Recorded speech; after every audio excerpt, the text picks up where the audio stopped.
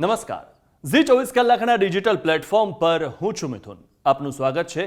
આપણે વિંડીના માધ્યમથી જોઈએ કે આજે ક્યાં કેટલો વરસાદ પડશે. આજે તારીખ છે 31 અને આપણે જ્યારે સવારનો માહોલ જોઈએ કે સવારના કેવું ચિત્ર છે ગુજરાતનું, ત્યારે આપ જે આ દ્રશ્યો જોઈ રહ્યા છો ત્યારે દક્ષિણ ગુજરાત બાજુ જે વરસાદ જોવા મળી રહ્યો છે, સુરતથી આગળ વલસાડ અને મુંબઈનું જે પાલઘર છે તેની વચ્ચેનો જે આ એરિયા છે અહીંયા વરસાદ જોવા મળી રહ્યો છે અને સાથે જ જે વરસાદ છે તે અહીંયા જૂનાગઢ અને ઉનાની વચ્ચે થોડો ઘણો વરસાદ જોવા મળી રહ્યો છે. પરંતુ સૌથી મહત્વની વાત એ છે કે છેલ્લા 3-4 દિવસથી જે રીતે વરસાદ હતો, અથવા તો આપણે વાત કરીએ કે રવિવારથી જે રીતે વરસાદ હતો તેટલો વરસાદ નથી પડવાનો એવું વિંડીના માધ્યમથી આપણને જોવા મળી રહ્યું છે.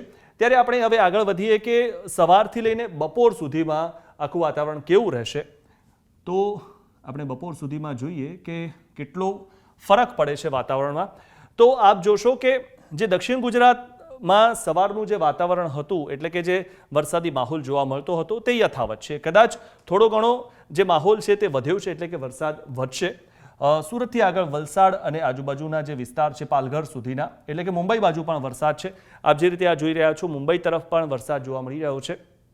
તો જો મુંબઈ જવાના હો તો વરસાદ ત્યાં પુષ્કળ હશે તેવું જોવા મળી રહ્યું છે.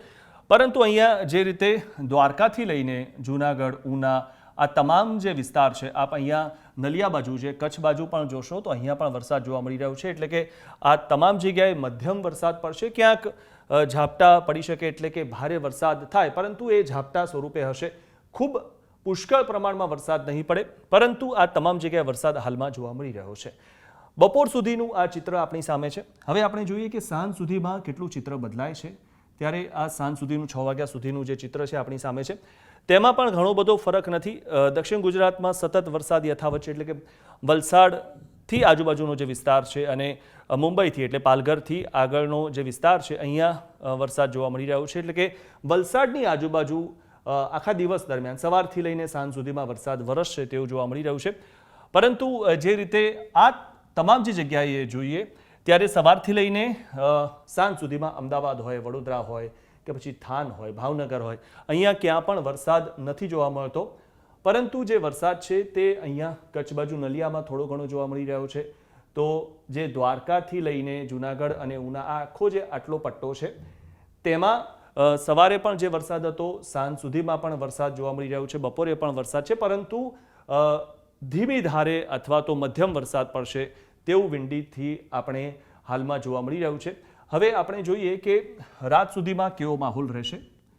ત્યારે રાત સુધીમાં કેટલું ચિત્ર બદલાય છે તે આપણે જોઈએ તો આ તમામ જે જગ્યાએ જે વરસાદ જોવા મળતો હતો, દ્વારકાથી જૂનાગઢ, ઉના આ તરફનો આખો જે પટ્ટો હતો તેમાં જૂનાગઢથી ઉનાની વચ્ચે વરસાદ છે. પરંતુ જે રીતે આપણે વાત કરી કે છાંટા પડે અથવા તો મધ્યમ વરસાદ પડે તેવો માહોલ હશે. પરંતુ જે રીતે વલસાડની આજુબાજુનો જે વિસ્તાર છે દક્ષિણ ગુજરાતમાં, દક્ષિણ ગુજરાતથી થઈને તે મુંબઈ મહારાષ્ટ્ર સુધીનો જવાનો જે આ વિસ્તાર છે તે તમામ જગ્યાએ પુષ્કળ વરસાદ છે. એટલે કે સવારથી લઈને રાત સુધીમાં જો કન્ટિન્યુ વરસાદ હોય તો વલસાડની આજુબાજુ વરસાદ જોવા મળી રહ્યો છે.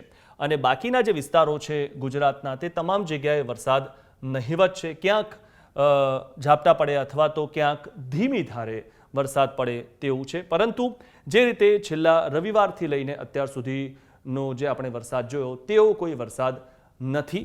એટલે કે મેઘરાજા હાલમાં ધીમા પડ્યા છે, પરંતુ દક્ષિણ ગુજરાત બાજુ જે વરસાદ છે તે જોવા મળી રહ્યો છે. તો આ જ પ્રકારની અપડેટ્સ આપ અમારી પાસેથી મેળવતા રહો.